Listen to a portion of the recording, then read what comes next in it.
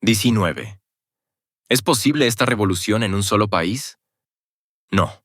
La gran industria, al crear el mercado mundial, ha unido ya tan estrechamente todos los pueblos del globo terrestre, sobre todo los pueblos civilizados, que cada uno depende de lo que ocurre en la tierra del otro. Además, ha nivelado en todos los países civilizados el desarrollo social a tal punto que en todos estos países la burguesía y el proletariado se han erigido en las dos clases decisivas de la sociedad, y la lucha entre ellas se ha convertido en la principal lucha de nuestros días. Por consecuencia, la revolución comunista no será una revolución puramente nacional, sino que se producirá simultáneamente en todos los países civilizados, es decir, al menos en Inglaterra, en América, en Francia y en Alemania. Ella se desarrollará en cada uno de estos países más rápidamente o más lentamente, dependiendo del grado en que esté en cada uno de ellos más desarrollada la industria, en que se hayan acumulado más riquezas y se disponga de mayores fuerzas productivas. Por eso será más lenta y difícil en Alemania, y más rápida y fácil en Inglaterra. Ejercerá igualmente una influencia considerable en los demás países del mundo, modificará de raíz y acelerará extraordinariamente su anterior marcha del desarrollo. Es una revolución universal y tendrá, por eso, un ámbito universal. 20. ¿Cuáles serán las consecuencias de la supresión definitiva de la propiedad privada? Al quitar a los capitalistas privados el usufructo de todas las fuerzas productivas y medios de comunicación, así como el cambio y el reparto de los productos, al administrar todo eso con arreglo a un plan basado en los recursos disponibles y las necesidades de toda la sociedad, ésta suprimirá, primeramente, todas las consecuencias nefastas ligadas al actual sistema de dirección de la gran industria. Las crisis desaparecerán. La producción ampliada, que es, en la sociedad actual, una superproducción y una causa tan poderosa de la miseria, será entonces muy insuficiente y deberá adquirir proporciones mucho mayores. En lugar de engendrar la miseria, la producción superior a las necesidades perentorias de la sociedad permitirá satisfacer las demandas de todos los miembros de ésta. Engendrará nuevas demandas y creará, a la vez, los medios de satisfacerlas. Será la condición y la causa de un mayor progreso y lo llevará a cabo, sin suscitar, como antes, el trastorno periódico de todo el orden social.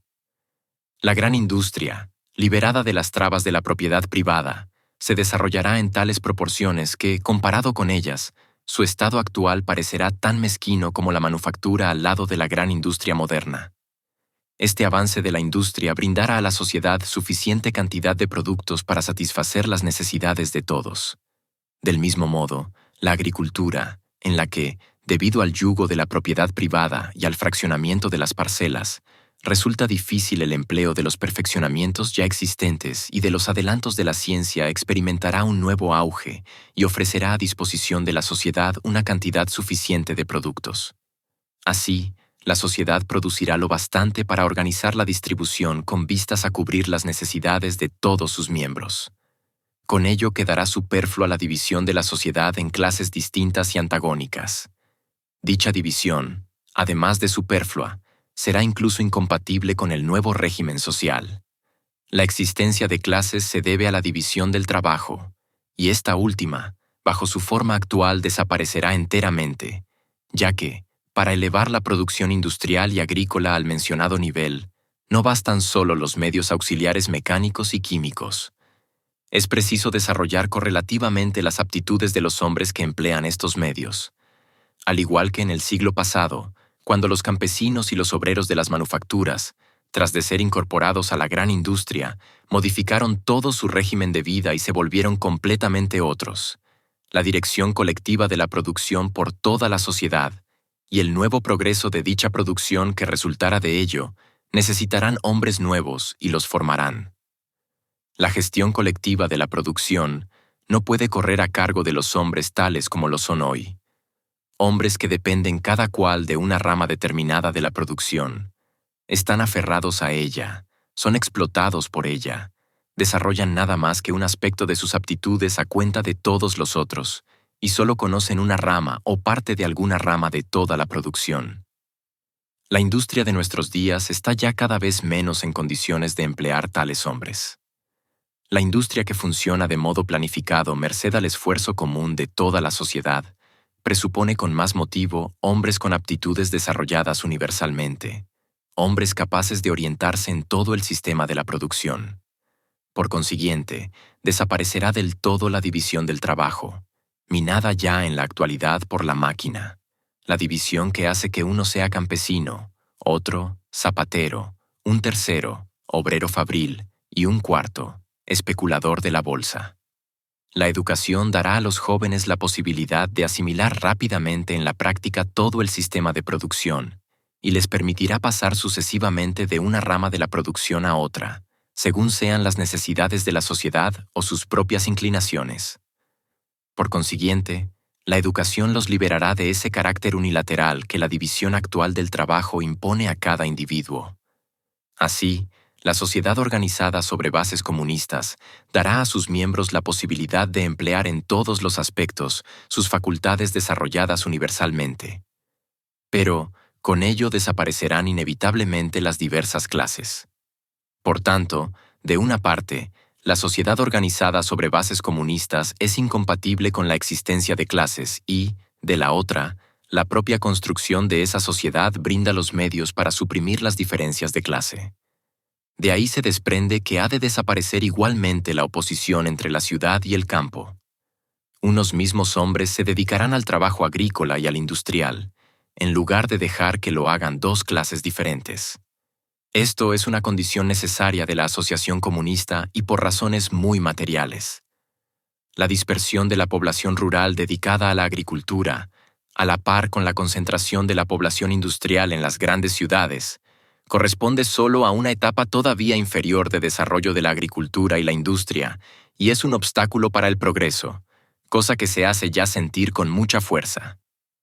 La asociación general de todos los miembros de la sociedad, al objeto de utilizar colectiva y racionalmente las fuerzas productivas, el fomento de la producción en proporciones suficientes para cubrir las necesidades de todos, la liquidación del estado de cosas en el que las necesidades de unos se satisfacen a costa de otros, la supresión completa de las clases y del antagonismo entre ellas, el desarrollo universal de las facultades de todos los miembros de la sociedad, merced a la eliminación de la anterior división del trabajo, mediante la educación industrial, merced al cambio de actividad, a la participación de todos en el usufructo de los bienes creados por todos, y, finalmente, mediante la fusión de la ciudad con el campo, serán los principales resultados de la supresión de la propiedad privada. 21. ¿Qué influencia ejercerá el régimen social comunista en la familia? Las relaciones entre los sexos tendrán un carácter puramente privado, perteneciente solo a las personas que toman parte en ellas, sin el menor motivo para la injerencia de la sociedad. Eso es posible merced a la supresión de la propiedad privada y a la educación de los niños por la sociedad, con lo cual se destruyen las dos bases del matrimonio actual ligadas a la propiedad privada: la dependencia de la mujer respecto del hombre y la dependencia de los hijos respecto de los padres. En ello reside, precisamente, la respuesta a los alaridos altamente moralistas de los burguesotes con motivo de la comunidad de las mujeres, que, según estos, quieren implantar los comunistas. La comunidad de las mujeres es un fenómeno que pertenece enteramente a la sociedad burguesa y existe hoy plenamente bajo la forma de prostitución. Pero la prostitución descansa en la propiedad privada y desaparecerá junto con ella. Por consiguiente, la organización comunista, en lugar de implantar la comunidad de las mujeres, la suprimirá. 24. ¿Cuál es la diferencia entre los comunistas y los socialistas? Los llamados socialistas se dividen en tres categorías.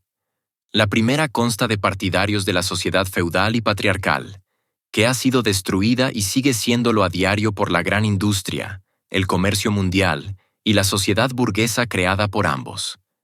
Esta categoría saca de los males de la sociedad moderna la conclusión de que hay que restablecer la sociedad feudal y patriarcal, ya que estaba libre de estos males. Todas sus propuestas persiguen, directa o indirectamente, este objetivo.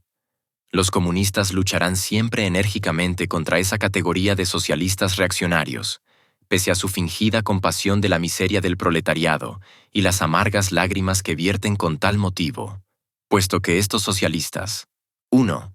Se proponen un objetivo absolutamente imposible. 2.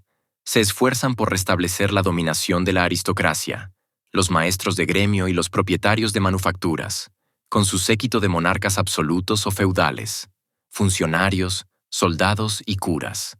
Una sociedad que, cierto, estaría libre de los vicios de la sociedad actual, pero en cambio, acarrearía, cuando menos, otros tantos males, y, además, no ofrecería la menor perspectiva de liberación, con ayuda de la organización comunista, de los obreros oprimidos.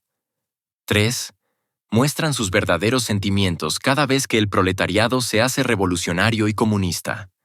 Se alían inmediatamente a la burguesía contra los proletarios. La segunda categoría consta de partidarios de la sociedad actual, a los que los males necesariamente provocados por esta inspiran temores en cuanto a la existencia de la misma. Ellos quieren, por consiguiente, conservar la sociedad actual, pero suprimir los males ligados a ella.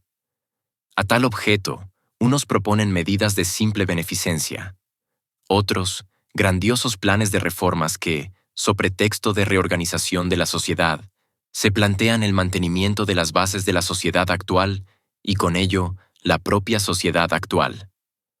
Los comunistas deberán igualmente combatir con energía contra estos socialistas burgueses, puesto que estos trabajan para los enemigos de los comunistas y defienden la sociedad que los comunistas quieren destruir. Finalmente, la tercera categoría consta de socialistas democráticos. Al seguir el mismo camino que los comunistas, se proponen llevar a cabo una parte de las medidas señaladas en el punto 18, que es ¿qué vía de desarrollo tomará esa revolución? Pero no como medidas de transición al comunismo, sino como un medio suficiente para acabar con la miseria y los males de la sociedad actual. Estos socialistas democráticos son proletarios que no ven todavía con bastante claridad las condiciones de su liberación, o representantes de la pequeña burguesía, es decir, de la clase que, hasta la conquista de la democracia y la aplicación de las medidas socialistas dimanantes de ésta, tiene en muchos aspectos los mismos intereses que los proletarios. Por eso, los comunistas se entenderán con esos socialistas democráticos en los momentos de acción, y deben, en general, atenerse en esas ocasiones y en lo posible a una política común con ellos, siempre que estos socialistas no se pongan al servicio de la burguesía dominante y no ataquen a los comunistas. Por supuesto, estas acciones comunes no excluyen la discusión de las divergencias que existen entre ellos y los comunistas. 25. ¿Cuál es la actitud de los comunistas hacia los demás partidos políticos de nuestra época? Esta actitud es distinta en los diferentes países.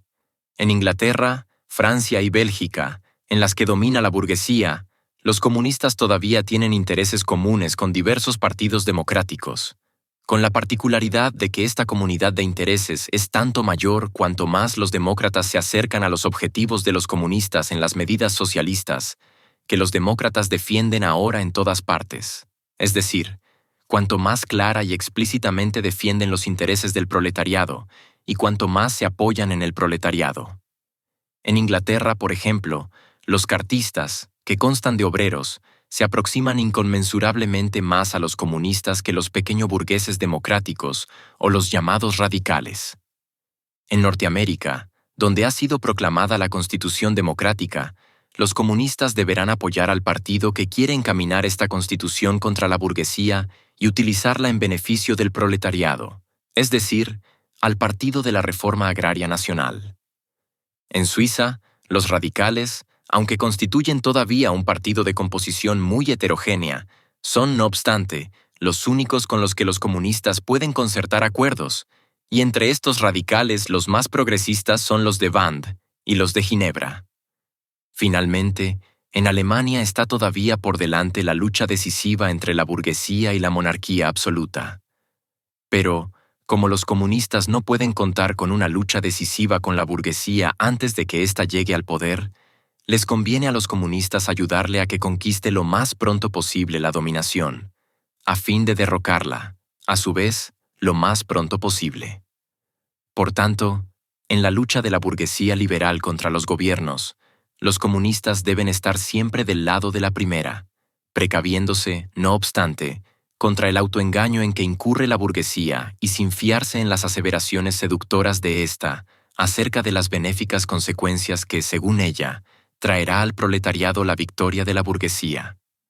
Las únicas ventajas que la victoria de la burguesía brindará a los comunistas serán: 1. Diversas concesiones que aliviarán a los comunistas la defensa, la discusión y la propagación de sus principios, y por tanto, aliviarán la cohesión del proletariado en una clase organizada, estrechamente unida y dispuesta a la lucha. Y 2. La seguridad de que el día en que caigan los gobiernos absolutistas, llegará la hora de la lucha entre los burgueses y los proletarios. A partir de ese día, la política del Partido de los Comunistas será aquí la misma que en los países donde domina ya la burguesía. Escrito en alemán por Federico Engels a fines de octubre y en noviembre de 1847. Se publica de acuerdo con el manuscrito.